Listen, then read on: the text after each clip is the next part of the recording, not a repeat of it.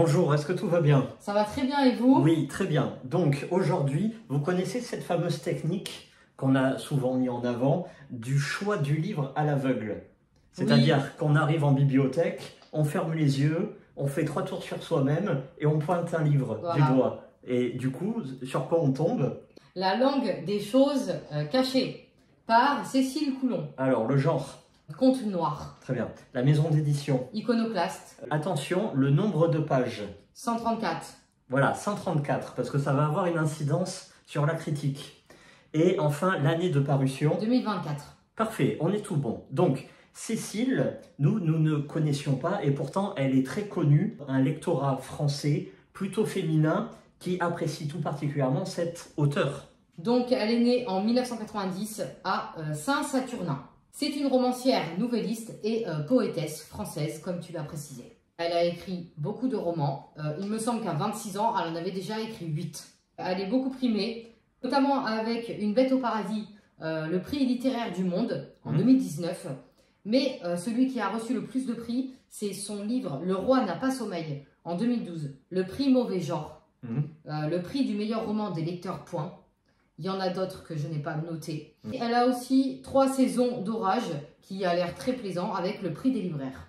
Elle a aussi écrit un recueil de nouvelles, il me semble, des poèmes, même peut-être une pièce de théâtre. Ah oui. Vous pouvez aller voir sa fiche Wikipédia. C'est plutôt intéressant. Ouais, elle en a fait pas mal. Très prolixe. C'est ça. On peut dire autre chose, c'est le pitch. Qu'est-ce que tu en penses? À toi l'honneur, du coup. Une chose qu'il faut préciser d'emblée, c'est que c'est une intrigue qui n'a pas de lieu, qui n'a pas d'époque, qui n'a pas de nom. Ça se veut universel. Ça pourrait se passer avec n'importe qui, n'importe où, n'importe quand. Ça déjà c'est clair. Et donc c'est quoi concrètement l'histoire? Eh bien c'est le fils, c'est un personnage, voilà, qui est l'illustre descendant de la mère, voilà. Et ces deux personnes connaissent la langue des choses cachées. C'est-à-dire que ça se passe dans un milieu rural, voilà. Et donc, dans ces milieux, on a souvent parlé, tu sais, des rebouteux, ceux qui possèdent un certain pouvoir, un certain talent pour guérir. Voilà, les guérisseurs. Voilà. Sauf que là, ça va beaucoup plus loin. Il passe la main sur la table comme ça, il sait précisément ce qui s'est passé sur la table il y a 3 ans, quoi. D'accord. Bon. Un don plutôt intéressant. C'est un don. Voilà. On ne sait pas d'où ça vient. Voilà. D'ailleurs, posez pas trop de questions parce qu'on n'aura pas les réponses. Bref. Et donc, il est amené à intervenir sur un enfant gravement malade. On n'en dira pas plus. De toute façon, ça fait 135 pages. Donc, on va pas aller très loin. Oui, on va évidemment pas spoil. Qu'en as-tu pensé, s'il te plaît? Alors, première approche, d'emblée, c'est l'écriture. L'écriture qui est remarquable. Mais attention, pas remarquable dans le sens prodigieux, mais dans le sens une écriture à remarquer. Elle sort de l'ordinaire. D'accord, très bien. Voilà. Pourquoi? Quelque chose de très prolifique, là encore, de bouillonnant. C'est-à-dire qu'il y a une accumulation de mots, accumulation de descriptions, accumulation de perceptions. Donc ça va être une écriture très sensorielle, tu sais, qui appelle au sens. Et donc tout ça va amener une certaine atmosphère, plutôt lourde, plutôt poisseuse, c'est volontaire. Hein. Et donc on est totalement dans du conte noir. En plus, matiné d'ésotérisme, parce qu'avec ce fameux pouvoir, on ne sait pas ce que c'est. Donc, ésotérisme, mysticisme, fantastique, bon, mettez l'adjectif ou le nom qui vous plaît, un truc en hic.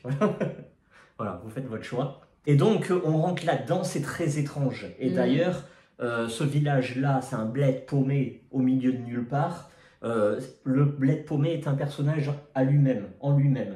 Et donc, on se sent poisseux, tu vois. L'atmosphère découle sur le lecteur. D'ailleurs, moi, au tout début de la lecture, c'est d'habitude, je suis sur mon canapé avec mon drink, ma lecture. Bah là, j'étais très replié sur moi-même, tu vois, crispé. Donc, l'écriture est à remarquer. Deuxième impression, bon, là, je pose une question, c'est tout subjectif, mais c'est le deuxième bouquin iconoclaste que je lis en quelques jours. Et là encore, ça va parler, je vais un peu spoiler, mais je suis obligé, des hommes qui violent des femmes. Ah, on en revient là. Les hommes violents, cruels, violeurs face à des femmes innocentes, naïves, des victimes. Cliché. Donc c'est le deuxième. Est-ce que c'est une spécialité chez l'iconoclaste? À partir de là, bon, à la limite, parce qu'on sait que c'est un cahier des charges, voilà, il y a des croix à cocher. Et j'ai eu peur que ça soit le message. Bon, je me suis pas manqué, voilà. Malheureusement. Ah d'accord, tous les hommes valent rien, on, tous on sont verra, les mêmes. on verra ça à la fin. Bon, je me suis dit, bon, allons-y, hein, allons-y gaiement. Bon. Et là, je fais ma lecture et c'est très prenant. Moi, j'ai beaucoup aimé. Il y a un fort potentiel, cette espèce de langue des choses cachées, ça titille l'imagination. Voilà, T'as envie de savoir. Quoi. Voilà, puis en plus, il y a le côté mystique derrière. Ouais. Il y a beaucoup de choses cachées, des personnages qu'on ne nomme pas, mais on donc, sent le des secrets. Énormément de secrets. Voilà. Donc les thèmes, c'est quoi? Les secrets familiaux, ça va être la transmission des valeurs, mais c'est aussi l'émancipation. D'accord. Voilà. On est dans du récit initiatique, parce que le fils va sortir transformé de cette expérience. Il va en apprendre plus sur les autres, sur le monde, et donc sur lui-même. Ok. Donc je continue ma lecture, je suis emballé. Et donc, vu que j'ai mon imagination débordante, je commence à me poser plein de questions. Et 135 pages, ça va plutôt vite. C'est très rapide. Et je comprends vite que je n'aurai pas toutes les réponses. C'est bien dommage. Donc là, c'est dommage. Et là, tu comprends qu'il y a des non-dits. Et d'habitude, les non-dits, bon, ça peut être un procédé technique. Les non-dits, c'est pour stimuler l'imagination et éviter les redondances. Éviter de dire ce qui est... évident. C'est ça. Mais là, on comprend que les non-dits sont là pour cacher un manque de réponse. Parce qu'il n'y a pas de réponse. Donc là, c'est dommage. Donc, c'est pas assez approfondi. C'est ça que tu veux dire? Voilà. Mais je reviendrai après pourquoi, le pourquoi du comment. Et malheureusement, 135 pages, ça va très vite. On arrive à la fin. Et la fin, déception totale. Oui, on retombe sur nos pattes, mais d'une façon totalement malhabile, parce que ça va à l'encontre du message. Et aussi une fin totalement injuste. Là aussi, à l'encontre du message porté depuis le début. Là aussi, c'est totalement subjectif. Moi, j'ai trouvé que la fin, c'est, encore une fois, à bas les hommes, à bas le patriarcat. C'est le message caché, sous-jacent, qui rejaillit à la fin. Donc certains ne vont pas être d'accord. Là, je ne peux pas m'exprimer pleinement parce que c'est la fin. J'ai pas envie de dévoiler l'intrigue. Donc, qu'est-ce qu'on peut conclure à tout ça? C'est qu'arrivé à un moment, il n'y a plus d'inspiration. L'inspiration épuisée, d'ailleurs. Bon, alors, mais ça, c'est aussi subjectif. Hein. Message à tous les auteurs qui nous écoutent sur la chaîne. Avant d'écrire, avant de vous lancer dans un scénario, pensez déjà à la fin. Toute la clé, c'est la fin. D'ailleurs, commencez votre intrigue par la fin pour aller jusqu'au début. C'est plus simple pour développer les sous-intrigues et les faux semblants, les fausses pistes. Mais voilà. Je suppute après quand tu écris que tu as une vision des choses et que peut-être en cours d'écriture ça change. Exactement. Sauf que moi j'ai la forte impression que elle a eu un très bon postulat, une très bonne idée. On aurait pu faire tellement mieux avec ça. Et elle s'est dit, bon, la fin, je verrai. Toujours éclairé par l'histoire de propagande qu'il y a derrière. Mais à tout ça, cherry on the cake. Voilà. T'aimes beaucoup la cerise, toi? Oui, mais celle-là, c'est une cerise avariée. Une noire. Une griotte. Ah ouais. Voilà. C'est quoi? Eh ben, le principal point noir, il est ici. Hein? D'accord. 135 pages. Bon, vous me connaissez, moi je fais très attention aux détails. C'est-à-dire que 135 pages, j'ai mis 1h15, précisément pour le lire. 1h15 taxé. 17,90 €. Ça fait mal. Un peu. Bon, on va éviter de dire que... Ça fait un peu mal, quoi. 17,90 €, c'est un repas pour 4 personnes. Hein, 17,90 €, c'est plus cher qu'une place de cinéma. Pourtant, le cinéma, c'est 2h30. Donc là, c'est 17,90 €, 1h15 de lecture. Non, c'est vrai que ça fait cher, oui. Donc alors... Données très techniques. Parce qu'en plus, c'est pas vraiment un brochet, quoi. C'est un moyen.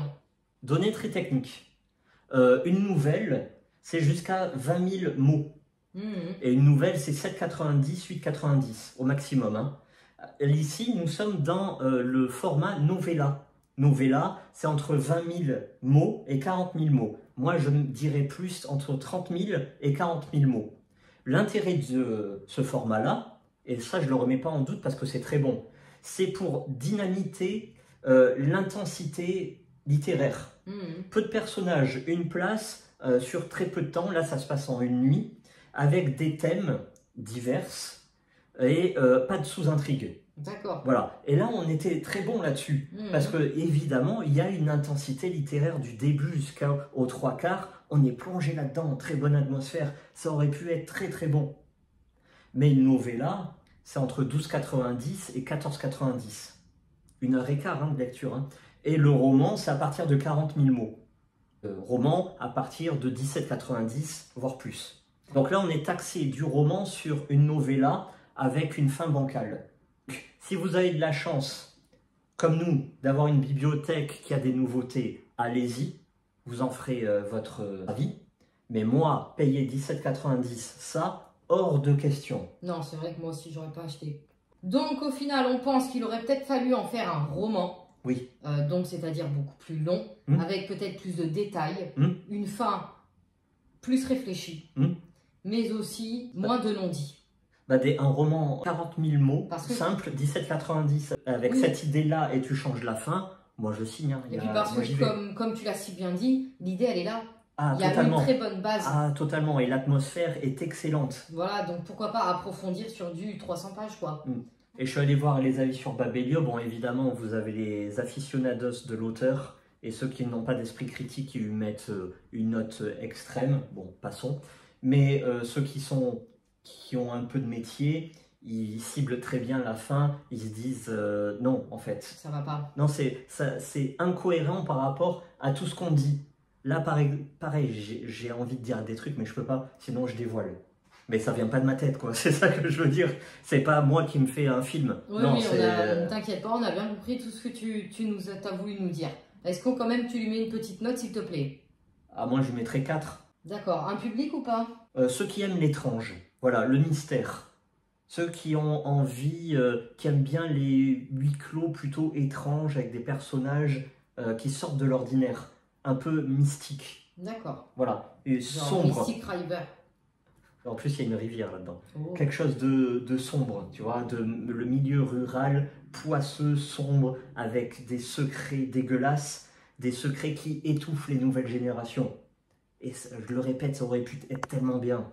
Écoutez, merci beaucoup pour ce retour. Merci à vous. Voilà encore un retour de lecture tout nouveau pour nous. Faites comme nous, allez dans une bibliothèque, vous fermez les yeux, vous choisissez un livre. Voilà, Totalement. Surtout généralement dans les bibliothèques, on parle bien de bibliothèque, pas de médiathèque. Hein. Même dans les médiathèques, dans tous les cas, tu as toujours une petite avant-première avec un petit bureau où là il y a tout plein de romans. Et ben vous choisissez là, normalement c'est les nouveautés ou le livre apprécié. Oui. C'est ce qu'on fait, c'est sympa. On lit pas le résumé, on regarde même pas la couverture, on pointe un truc et on y va. Et on ouvre ses chakras. Oui, c'est ça, exactement. On tombe bien ou pas, mais on tombe. À bientôt pour le résultat du concours. On arrive, hein, on va tout enregistrer. Voilà. Parce qu'il y en a quelques-uns qui ont encore participé. Là. Oui. Il faudra les intégrer au listing, on fera un tirage au sort. Tu veux faire quoi en tirage au sort?